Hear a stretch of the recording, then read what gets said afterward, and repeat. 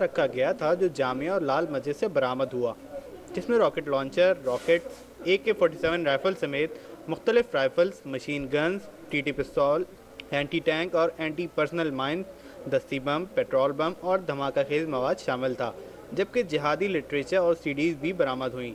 Media को जामिया के मुख्तलिफ हिस्सों में ले जाया गया। जामिया की कोई दीवार, छत, दरवाजे या खिड़की सलामत नहीं थी।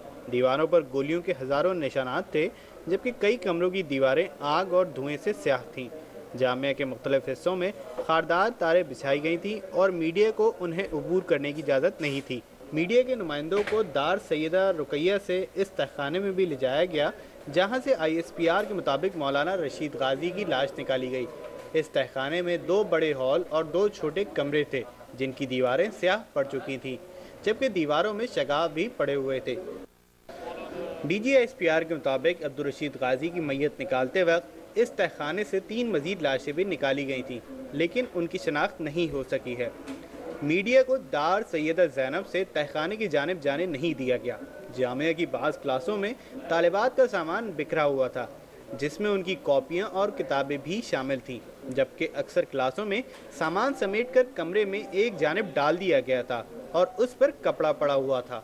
जामिया के बाद मीडिया के नुमाइंदों को लाल मस्जिद ले जाया गया, ताहम मस्जिद और मदरसे के दरमियान रिहायशी ब्लॉक का दौरा नहीं कराया गया।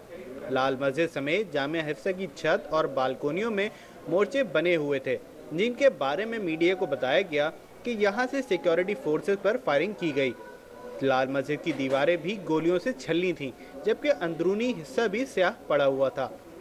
मस्जिद के अहाते में खड़ी 5 गाड़ियाँ फायरिंग से तबाह हुईं, जबकि बाहर खड़ी एक गाड़ी मुकम्मल तौर पर जल चुकी थी।